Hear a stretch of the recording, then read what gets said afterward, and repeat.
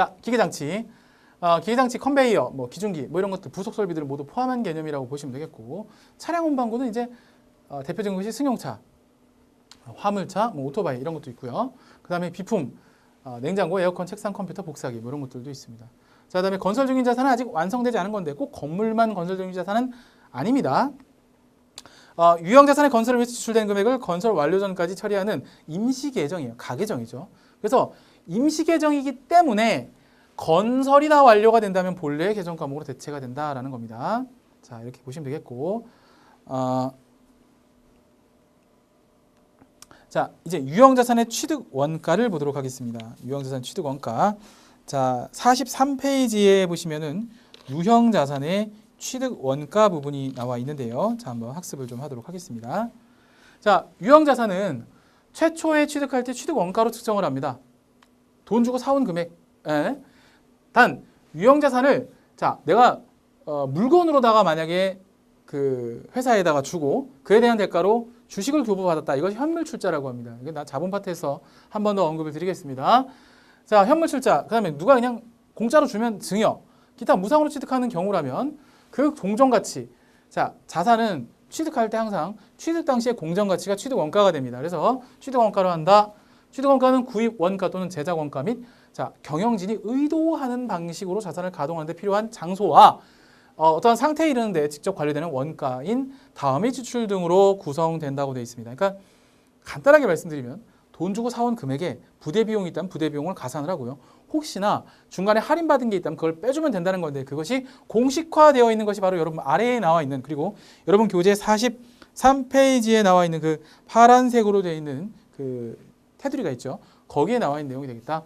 자, 돈 주고 사온 금액, 매입 금액, 그 다음에 들어간 부대 비용이 있다면 그것을 가산해주고 마지막에 할인받은 금액이 있다면 그 할인받은 금액을 빼주시면 되겠다. 뭐 이렇게 보시면 되겠습니다. 자, 잘 따라오셨고요. 자, 지금부터는 43페이지에 1번부터 9번까지 언급되어 있는 뭐가 있는가요? 취득 원가에 해당되는 여러 가지 사례들이 되겠습니다. 자, 그럼 부대 비용도 여기 들어가겠죠? 자, 보시면 부대 비용의 어떤 구체적인 사례입니다. 자, 설치 장소를 위한 준비를 위한 지출, 부대 비용이 되겠습니다. 자, 외부 운송 및 취급비, 그렇죠? 부대 비용이 되겠습니다. 흔히 이제 차량 같은 거 구입하시게 되면 세금 계산서 부분이 있는데 거기 탁송료라고 되어 있는 부분이 있어요. 탁송료, 운반비가 아닙니다. 그것은 차량 운반구 원가에 포함시켜야 되는 부분이 있거든요. 역시 마찬가지로 그런 부분이 있고요. 설치비, 이런 것들이 있고요. 뭐 에어컨 같은 거 설치할 때 에어컨 값만 지불하는 것이 아니라 에어컨에 대한 설치 비용도 지불하잖아요. 그런 것도 역시 포함된다고 보시면 되겠고, 우리가 뭐 건물 같은 거 지을 때 건축사 쪽에 설계를 의뢰할 수도 있습니다. 그래서 전문가에게 지급하는 수수료 역시 필요합니다. 그리고 유형 자산의 취득과 관련돼서 국채, 공채 등을 불가피하게 매입하는 경우, 보통 차 같은 경우나 건물이 그런데요. 이런 것들을 구입할 때 바로 이제 우리는 사자마자 그것을 바로 매각하니까 그거에 대한 이제 존재 여부를 잘 모르시는 경우가 많은데 실제로는 불가피하게 무조건 구입을 해야 됩니다. 그래서 바로 채권의 매입 금액과 기업회 기준에 의해서 평가 현재 가치가 있다면 사자마자 바로 손해를 보는 경우가 있어요. 그래서 취득 손실은 아니고 그 사자마자 바로 나는 예를 들어서 액면 금액 10,000원짜리 샀는데 그게 지금 평가받으니까 8,000원이다. 2,000원만큼 내가 지금 손해를 본 거잖아요. 취득 손실이에요. 근데 우리는 취득 손실이란 말을 회계에서 쓰지 않고 부대 비용으로 봐서 해당 자산의 원가에 가산합니다. 차량 운반구의 경우가 보통 이런 경우가 있습니다. 자, 그 다음에 자본화 대상인 차입 원가라고 되어 있는데 금융비용의 자본화라고 합니다. 그래서 예를 들어서 내가 건물 같은 걸 지을 때, 건물을 지을 때나 뭐 어떤 자산을 구입할 때 있어서 들어가는 차입금이 있다면, 그러니까 예를 들어 건물을 지을 때 내 돈으로 짓는 것이 아니라 일부는 은행에서 차입을 해서 만약에 간다면 이자가 발생하겠죠. 차입금에 대한 이자, 그 이자는 별도 비용 처리를 하지 않고 원가에 가산한다. 이렇게 보시면 되겠습니다. 자, 됐고, 자, 추가적인 내용을 보시면 이제 취득세, 등록세 등 유형자산의 취득과가 직접적인 관련된 제세 공과금 이런 것들은 당연히 원가에 가산하는 게 맞겠고요. 다 사실 취득할 때 들어가는 부대 비용이 되겠습니다. 자, 8번 보시면 해당 자산의 유형자산의 경제적 사용이 종료된 후에 원상 회복을 위해서 그 자산을 제거, 해체하거나 또는 그 땅, 부지를 복원하는 데 소요될 것으로 추정되는 원가가 충당부채 인신 요건을 충족한다면 그 지출의 현재 가치 또한 이걸 복구원가라고 하는데요. 이 복구원가도 원가에 가산한다. 좀 어려운 내용이죠. 그냥 복구원가 정도 알고 계시면 될 것 같아요. 이것들은 원가에 가산을 한다라고 보시면 되겠고, 9번도 보시면요. 유형자산이 정상적으로 작동되는지 여부를 이게 시운전을 해본다고 하죠. 시운전 비용이라고 합니다. 그래서 단 시험 과정에 생산된, 그러니까 예를 들어 뭐 설탕을 만드는 기계가 있는데 설탕을 만드는 기계를 갖다가 잘 되는지 시운전을 해봤어요. 그럼 기계에 만드는 가격이나 기계를 사오는 가격 원가가 되겠죠. 거기에 시운전 비용, 그렇죠, 원가에 가산합니다. 뭐 기계를 돌리는데 기름이 들어갔다, 그럼 기름값은 원가에 가산하니까 뭐 별도 다른 비용을 처리할 것이 아니라 기계 장치의 원가를 구성합니다. 다만 그 설탕을 하나 만들어 설탕을 팔았어요. 그럼 어떻게 돼요? 자, 단 시험 과정에 생산된 재화, 시범상을 만들어 시제품이 있단 말이죠. 그런 것들을 만약에 팔았다라고 하면 그건 또 원가에서 빼줍니다. 직접 빼줍니다. 별도의 수익 처리하지 않고 원가에서 조정한다라고 보시면 되겠습니다. 자, 됐고요. 자, 이제 유형자산의 취득 후 지출이라고 되어 있어서 자본적 지출과 수익적 지출에 대한 내용인데 한 장을 넘겨보시면 44페이지에 해당 내용들이 잘 나와 있습니다. 자, 44페이지를 펴시고요. 자, 유형자산을 구입 전까지 지출에 대해서 지금까지 공부한 거고 지금부터 학습하실 거는 사고 난 다음에 들어가는 돈에 대해서 어떻게 처리할 것인가, 이게 이제 관건이에요. 크게는 두 가지가 있습니다. 자본적 지출과 수익적 지출에 대해서 성격에 따라서 두 가지로 나눠지는데요. 자, 첫 번째 보겠습니다. 유형자산을 취득한 후에 발생하는 지출이 내용연수의 증가, 생산 능력의 증대, 원가 절감, 품질 향상 등의 경우로 미래 경제적 효익을 증가시킨다면 이것은 해당 자산의 원가를 구성합니다. 그래서 자산으로 처리합니다. 그래서 주로 돈이 많이 들어가고요. 뭐 여기 보시면 설치, 개조, 뭐 증설, 증축, 추가, 뭐 개량 이런 것들이 들어갑니다. 그래서 뭐 건물에 에스컬레이터 설치한다든가 엘리베이터도 마찬가지죠. 증설이나 개조, 냉난방 장치 같은 거, 시스템 에어컨 같은 거 설치를 하게 되면 이것은 자본적 지출에 해당이 되겠고요. 수익적 지출은요. 유형자산을 취득한 후에 발생하는 지출인데 원상회복이나 능률 유지, 단순 교체 대체 뭐 이런 것들을 위한 수선 유지에 관련된 성격이라면 단기 비용 수선비로 처리를 하는데요. 수익적 지출은 그래서 건물의 도색이나 유리창 교체, 소모된 부품의 교체, 현상 유지 이런 것들로 보시면 되겠습니다. 주로 금액이 적죠. 자, 보시면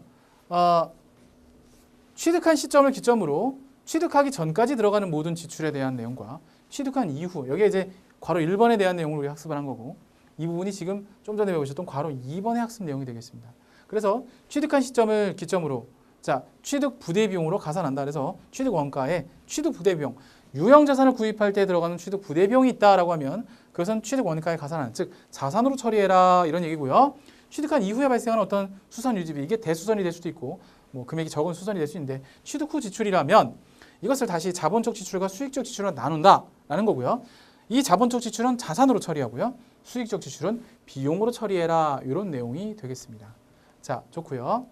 그래서 교재는 이 내용이 없죠. 근데 제가 추가적으로 좀 이해를 돕기 위해서 그려봤습니다.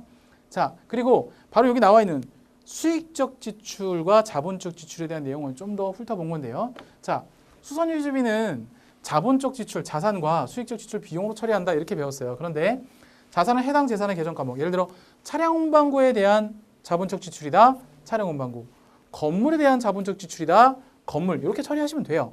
그런데 우리가 TH 2급 시험은 이제 실무 시험이 있죠.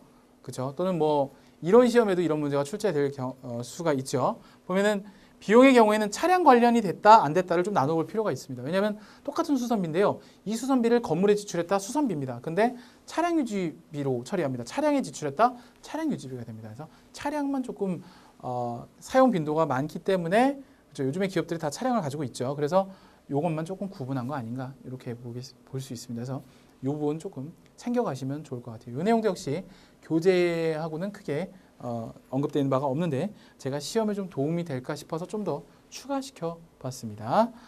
자, 이렇게 봤고요. 자, 이제 이론 강의는 여기까지 진행하는 거고 이제 문제풀이를 통해서 오늘 배운 내용들을 좀 더 피드백을 복습을 좀 하도록 하겠습니다. 자, 좋습니다. 1번 문제부터 한번 풀어볼게요. 1번. 자, 유가증권과 관련된 문제가 되겠습니다. 자, 다음 자료를 이용하여 2017년 손익계산서에 보고할, 자, 문제에서 뭘 물어봤어요? 평가 이익을 물어봤죠. 12월 31일자 기말 결산 때 평가를 한번 해봐라 뭐 이런 내용인데요. 샀을 때 가격은 그 다음에 평가했을 때 가격이 나오고 앞에 증권의 분류에 대해서 나와 있네요. 자, 20만 원짜리가 24만 원으로 평가됐다라고 한다면 평가 이익은 4만 원만큼이 증가하게 되고 단기 매매 증권 평가 이익이니까 이것은 뭐가 돼요? 그렇죠.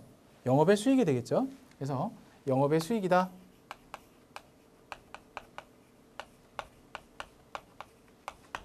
자, 그런데 300만 원짜리 매도 가능 증권이 350만 원으로 평가됐다라고 하면 지금 손익계산서에 계상될 걸 물어본 거죠. 그러면 이것은 0입니다. 네, 왜요? 이것은 기타 포괄 손익 누계액이니까요.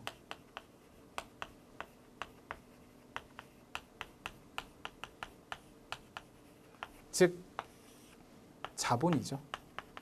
그래서 이 내용은 손익계산서에 이 내용은 재무상태표에 반영되는 부분이기 때문에 그래서 0이다. 그러면 1번이 정답이겠죠. 4만 원. 요거 하나만 반영된다. 아주 좋은 문제인 것 같아요. 단기매매증권과 매도가능증권의 평가에 관련돼서 속성을 이해하는지를 물어보는 문제이기 때문에 여러분 기출문제의 경향과도 많이 부합하는 그런 출제 문제인 것 같습니다. 그래서 참고하시고요. 자, 1번이 정답이 되겠습니다.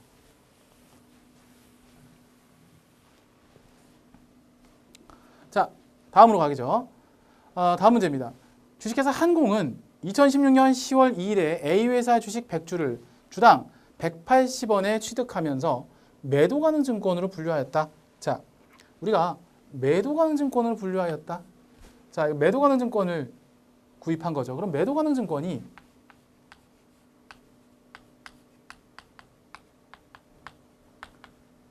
자, 100주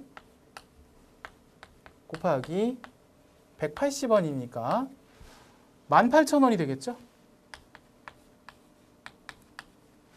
18,000원. 자, 2016년 말, 자, 당해 말에 동 주식의 공정가치는 주당 200원이었으며 여기서 한번 잘라볼게요. 200원이었다. 그러면 이 매도 가능 증권이 100주가 200원이었다라고 되어 있으니까 2만 원이 됐겠죠. 자, 2만 원이 됐으면 우리가 여기서 부분재무상태표를 12월 31일자로 요때로 그려볼 수가 있는데요. 매도 가능 증권 자, 이제 2만 원이 되는 거죠. 12월 31일자로 봤을 때는 우리가 2만 원이 되겠고 자, 그리고 자, 매도 가능 증권 평가 이익은요. 자, 얼마가 돼요? 2,000원만큼 이익을 본 거죠. 2,000원. 이것이 바로 기타 포괄 손익 누계액에 해당되는 자, 자본 항목이 되겠다. 이렇게 보시면 되겠습니다. 자, 우리가 이렇게 훑어봤고요.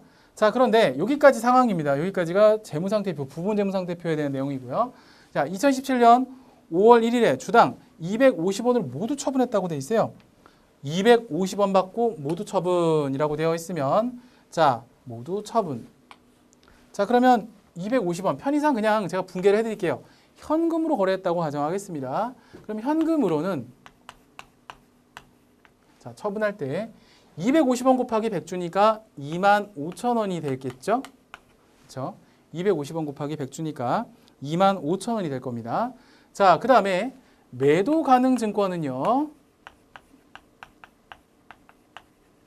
자, 여기 나와 있는 2만 원이 없어져야지 맞겠죠? 그래서 2만 원. 그 다음에 이 매도 가능 증권 평가 이익도 다 없어져야 되니까 대변이 발생했으니까 차변에 없어져야 되겠죠? 매도 가능 증권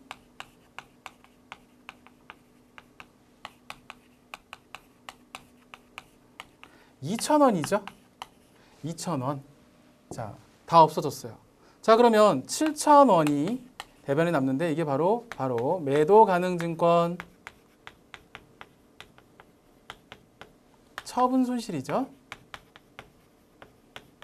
자, 여기서 중요한 사실은 이 매도 가능 증권 평가 이익은 자, 기타 포괄 손익 누계액이라는 자본 항목에 속하죠. 재무상태표 항목을 갑니다. 근데 얘는 영업의 수익이죠. 영업의 손실이 아니죠. 영업 이익이죠. 네, 처분 이익이죠. 정정합니다. 자, 매도 가능 증권 처분 이익으로서 영업의 수익으로 가죠. 영업의 수익으로 갑니다. 자, 그러면 당기 순이익에 미치는 영향을 물어봤죠? 예, 그러니까 여기서 당기 순이익에 미치는 영향은 4번 7,000원 증가 7,000원이 되겠습니다. 자, 그런데 제가 말씀드린 어떤 요령이 있었죠. 취득할 때 금액이 18,000원이었죠. 그 다음에 매각할 때 금액이 25,000원이었죠. 18,000원이 25,000원 됐으니까 7,000원만큼 이익을 받다 바로 구할 수 있어요. 그러니까 만약에 처음하고 끝만 비교하면 된다 이렇게 말씀드렸잖아요. 여러분 처음하고 끝만 비교하면 돼요 이렇게 말씀드렸잖아요. 이것만 주의하시면 사실 이 문제는 1분도 안 걸리게 풀 수 있는 문제이기도 합니다. 사실 이거 더하면 18,000원이고 그죠? 그래서 100주 곱하기 250원 하면 25,000원이잖아요. 18,000원짜리 25,000원에 팔았네. 나는 7,000원만큼 이익을 받네. 바로 이렇게 눈으로도 푸실 수 있는. 저는 이제 이런 내용들을 다 설명하면서 이제 말씀을 드렸습니다만 실제로 계산만 바로 뽑아낼 거면 4번 바로 고르실 수 있다는 겁니다. 아시겠죠? 정답은 4번이 되겠고요. 자, 이거는 접근을 어떻게 하시냐에 따라서 조금 귀찮을 수도 있고 어려울 수도 있고 또 간단하게 진행할 수도 있고 그렇습니다. 자, 말씀을 좀 드려봤고요. 다음 문제 가시죠. 3번 문제 보겠습니다. 자, 이제 투자자산 쪽의 분류에 대한 문제가 나왔는데요. 옳은 것을 했습니다. 제조업을 영위하는 기업이 장기간의 투자 이익을 얻을 목적으로 보유하고 있는 토지. 자, 투자 이익을 얻을 목적으로 보유하고 있대요. 이건 투자 자산이죠. 투자 자산. 예, 맞습니다. 1번입니다. 정답은 1번이고 나머지는 왜 틀렸는지 한번 볼게요. 자, 아파트 매매업을 주로 하는 기업이 보유하고 있는 아파트. 이거 재고 자산이죠. 재고 자산. 그다음 단기간의 매매 차익을 얻기 위한 목적으로 보유하고 있는 시장성 있는 유가증권. 이건 당좌 자산이죠. 당좌 자산. 당좌 자산 중에 이걸 계정 과목을 뭐라고 합니까? 단기 매매 증권이라고 하죠. 건설업을 영위하는 기업이 보유하고 있는 건설 면허권. 자, 건설 면허권이라고 하면은 뭘까요? 특정 어떤 권리, 그렇죠? 이런 것들이 뭐라고 하죠? 그렇죠? 무형 자산이라고 하죠. 그렇죠? 이런 것들, 뭐 독점적 배타적인 권리, 이거 다음 시간에 배우게 될 건데 이런 것들은 이제 무형 자산이 되겠습니다.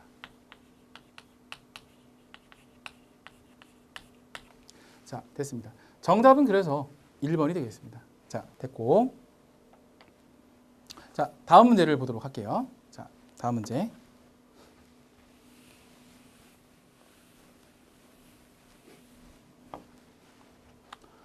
자, 4번 문제 보도록 하겠습니다. 다음의 내용과 관련된 내용은 개정 과목은 무엇인가? 개정 과목을 물어보는 문제죠. 만기가 1년 이후에 도래하는 자, 키워드가 하나 나왔습니다. 뭐라고요? 사용이 제한되어 있는 금융상품. 그렇죠? 정답은 2번 특정 현금과 예금 되겠습니다. 자, 기출문제에서도 출제된 바가 있기 때문에 좀 눈여겨보실 필요가 있는 그런 문제가 되겠습니다. 자, 됐고요. 이게 분계로도 나올 수도 있고 또 이론 문제로도 나올 수 있기 때문에 여러 가지로 대비를 하실 수 있으셔야 됩니다. 자, 이제 다음 문제 5번 문제를 보도록 하겠습니다. 다음 중 유형자산에 대한 설명 중 옳지 않은 것은 했는데요. 정상적인 영업활동에 사용할 목적, 그렇죠. 취득한 형체가 있는, 그래요. 유형의 자산으로 일반적으로 장기자산을 말한다. 정확한 설명이에요. 1번은 맞는 설명이에요. 두 번째, 토지를 포함한 모든 유형자산은 감가상각의 대상이 된다라고 돼 있는데, 자, 하나 여러분들이 짚고 넘어가셔야 되는 게 다음 시간에도 뭘 말씀을 드리긴 할 건데, 토지를 포함한 모든, 제가 이제 모든 항상 반드시 어떠한 경우에도 이런 거 좀 문제가 있는 내용이라 그랬죠. 자, 미리 말씀을 드립니다만 토지하고요, 그다음에 건설 중인 자산은요, 뭐 그 외에도 그 유휴 자산으로서 폐기 예정이다 뭐 이런 것들인데 이런 것들 뭐 특정한 경우 근데 일반적으로는 두 가지가 많이 나옵니다. 자, 이건 감가상각에 좀 더 자세하게 배우도록 하고요. 토지나 건설 중인 자산의 경우에는 감가상각을 하지 않습니다. 그래서 토지를 포함한 모든 유형자산 틀렸습니다. 그래서 2번이 정답이 되겠고요. 자, 계속 읽어보면 유형자산의 취득원가는 매입대가의 부대비용을 합쳐서 산정합니다. 거기에 또 만약에 할인액이 있다면 할인액을 빼고 계산하죠. 자, 4번 시운전이나 본격적인 가동 준비를 위한 지출이라고 해도 지출이라도 유형자산을 사용한 가능 상태로 만드는 과정, 그죠? 직접적인 관련이 없다면 있으면 포함, 없으면 포함하지 않는다. 그죠? 예, 맞습니다. 정답은 2번 되겠습니다. 자, 잘 하셨고요. 자, 잘 따라와 주셔서 감사하고요. 자, 이제 마지막 문제 6번 문제 하나만 풀고 이번 시간을 마칠 건데요. 자, 좀 보도록 하겠습니다. 이번에는 자본적 지출에 관련된 내용이 되겠습니다. 자, 하나씩 좀 볼게요. 자, 다음의 유형자산의 자본적 지출에 해당하는 것은 가, 본래 용도를 변경하기 위한 개조, 용도를 변경하기 위한 개조, 자본적 지출입니다. 자, 나, 빌딩에 피난시설 설치, 그쵸? 자본적 지출입니다.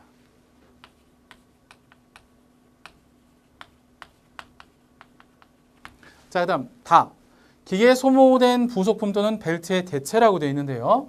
대체, 교체, 그쵸? 뭐 이런 것들. 대체, 교체, 그쵸? 뭐 이런 것들. 이런 것들은 교환, 그쵸? 이런 것들은 수익적 지출입니다.